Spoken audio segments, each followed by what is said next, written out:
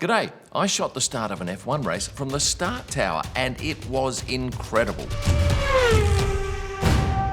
This is the starting tower at the Shanghai International Circuit. It's about 30 metres in front of the start line. Now, I've shot 150 F1 races, but I've never shot the start from the start tower, and I quite frankly had little idea of how it all worked. I was blown away. So who is the official starter for Formula One? It's Rebecca Lee, and she not only starts F1 races, she does F2, F3 and Academy races. In fact, she's the first woman to hold the starter's position. She took over from Christian Brill in 2023. Now, this is an important job. Big money rests on it. Tens of millions of people watching, and ideally you won't notice what she does.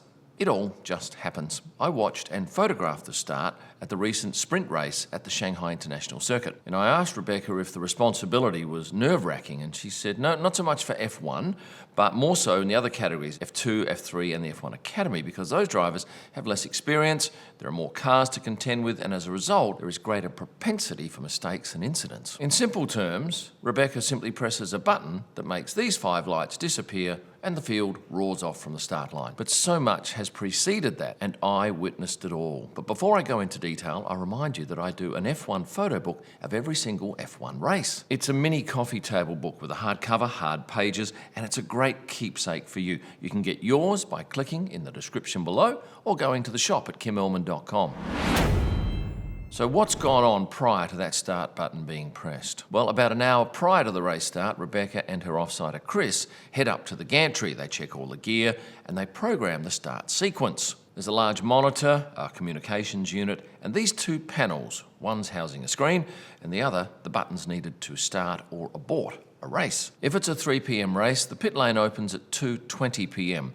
That means the cars can come out of their garages, circle the track. They can't come onto the pit straight yet because, of course, there's a whole lot of gear there with people setting up for the start.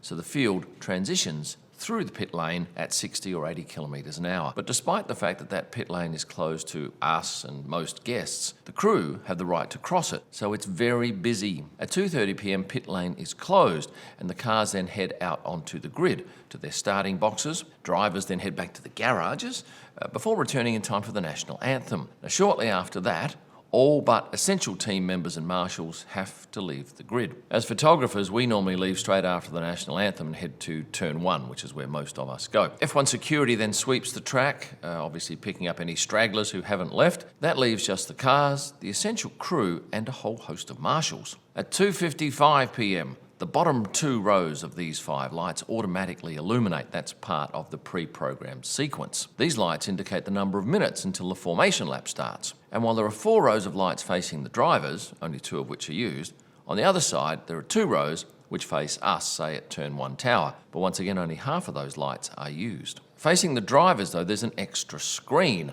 and it's used to display information. Now there are a second set of lights about halfway along the grid, and therefore back markers who perhaps can't see the main lights, or as is the case in Monaco where the start is on a bend, they would have no hope of seeing those front lights. Now let's have a look at these grid marshals. There is 1 grid marshal assigned to every single car. They stand next to that starting box and monitor proceedings. They wear a pit lane at all times tabard and have a remote control with them. More about that later. 2:56, one of the lights goes out. At 2:57, another light goes off and the medical car is positioned behind the field, not on the track as yet. It sits with its engine running, lights on, and the starter monitors this. If something's not right there, the starter has direct contact with race control and they would alert them via radio. At 2:58, another light goes out.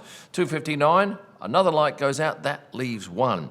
And then at 2:59 and 45 seconds, this message flashes up on the board, and from that moment on, no one is allowed to touch any of the 20 cars. Oh, and I should say that these 2 klaxon horns sound every time there is a message on that display screen. When the last light goes out at 3 p.m, all the cars head off on that formation lap, and that's when the remaining marshals and crew quickly make their way off the track. This is the same for F2 and F3, but with the F1 Academy races, there's a slight change for safety reasons, given these drivers have less experience. 3 minutes prior to the race start, all of the grid marshals have to leave the track and stand on pit wall behind the catch fence. And if you're wondering who in the team is responsible for the timings, it is the front jackman. They communicate with all of their team about how they're going time-wise. All 20 cars are then off on their formation lap, which takes 3 to 4 minutes. While they're off on that lap, Security is locking down these big gates along pit lane, and marshals and the starter are making sure that the grid is perfectly clean. I can tell you I actually lost a small unit that fitted on the side of my camera once, and I lost it on the grid pre-race, and a team member found it and gave it to a fellow photographer and said, "Do you know who this is?" And somebody recognised it was mine, and I ended up getting it back. So they're very careful to make sure there's nothing on the track like rocks and stones that could cause drama.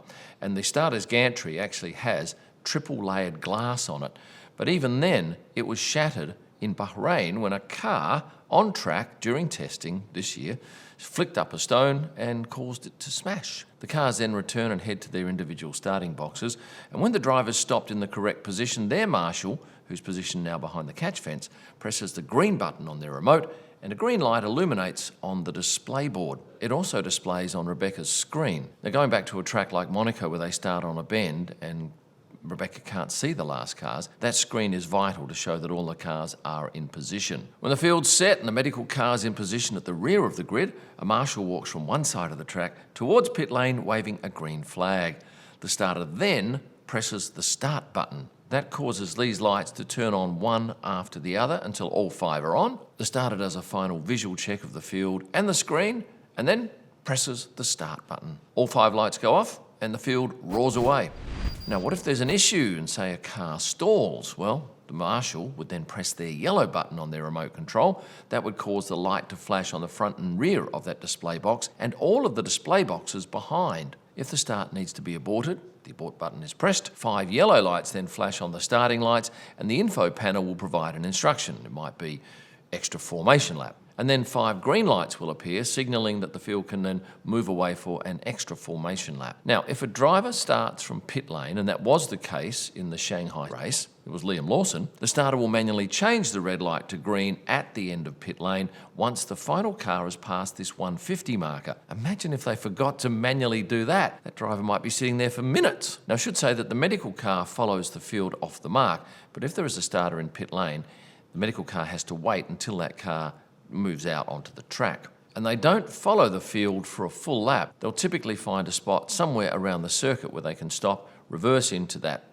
chute, and sit there waiting with their engines on for the entire race. Strapped up, ready to go, Carl Reindler, fellow Aussie, drives that medical car, and he will have with him in the car, in the passenger seat, a doctor. Of course, if there is an incident, that medical car can be there within seconds, and that's pretty important when you look at the likes of the Zhou Guanyu crash in Silverstone, or perhaps even more so, Roman Grosjean's crash in Bahrain. Taking that a step further, yes, there is a medical helicopter on standby at all times, and despite a helicopter needing 5 or 6 minutes to get up to speed, they don't have that running all the time. In fact, a session can't run unless the medical helicopter is ready. The second free practice session in China in 2017 was delayed because the helicopter couldn't fly due to low cloud. And even though it takes many minutes to start up a copter, it's not kept running at all times like the cars, as it's unlikely a driver would be transferred to a copter in under 8 minutes from the incident occurring. These displays, which were previously out at the start, are moved back against the fence once that field has taken off. And then after a couple of laps, once the starter is happy that the race is underway, she will turn this key and hand control back over to race control. This is when the pair retire to their offices to prep for the finish. More about that soon. Let's go back to this button, the Start Abort button. Has it been used? Yes. I remember vividly we were up at Turn 1 in Austria last year, waiting for the cars to take off, and then we get this message, Start Aborted, because race control had decided at that very moment that where we'd previously stood for many, many years, it was now deemed too risky. So we had to move. The field was sent around on another lap, and that actually shortened the race by 1 lap. They reformed and then took off on a proper start. Jump starts. It happens. You might have seen various instances in the past. How is this detected? Well, the starter can note it visually, but more often it's picked up by these sensors which are positioned in the track and monitor any movement of the car. And the penalty for that? Well, it just depends on whether there was much of an advantage gained or the circumstances around it. As I mentioned before, the starter is also the stopper, and about 7 laps before the end of the race, Rebecca will head up to the finish gantry, sometimes with a celebrity. And prior to them getting up to the gantry, Rebecca will have spent a minute or so showing them how to wave the flag and giving them a little lesson. Some of those do it with a flourish, others less showy or effective, and many are quite nervous, so Rebecca will count down the number of laps until the the end of the race, but also has to alert them as to what the gap is between the last car coming over the line and the winner. Because if there's, say, a 19-second gap, that's easy. She'll just tap the celebrity on the shoulder and indicate the next car that comes through needs to get this checkered flag. But if there's only a second or so between the last car and the winner, you don't want to show the last car the flag because they'll slow down when in fact they've got another lap to go. So there's a fair bit of pressure on. And because there is a lot of noise up there, a tap on the shoulder works best. Now I mentioned the finish gantry. It's different to the start gantry. You'd think they'd start and finish in the same place, but no. Finish gantry is normally to the rear of the starting grid. And it's quite quirky because the last car has to drive a longer race than the front car by about 200 metres, I'm guessing, and when the race distance is noted as, say, 58 laps, for the front car it's actually slightly less than 58 laps. Let me tell you what I felt standing up there watching the start and photographing it.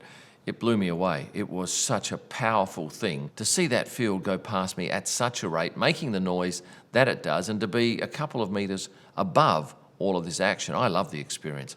It was something that I'll treasure for a long time. For me, it was a bit like the first time I went onto the starting grid. It just overwhelms you. And if you're wondering what Rebecca's career path was or her qualifications, she explained to me that she started with the FIA in 2019. She used to install the lights and train the marshals. And in 2023, she was offered the starter's role. And given that she was fully up to speed on all the safety and sporting regulations, the equipment, and she'd secured her super license, she became the first female F1 starter. At this point, I'll say that about half of you watching aren't subscribed, and that's a shame. I'd love to have you on board. So please, could you hit the subscribe button before you leave this, or at the very least, like the video. And for some amazing merchandise, including my mini coffee table books, kimillman.com is the place to go. Thanks for watching, and stay passionate.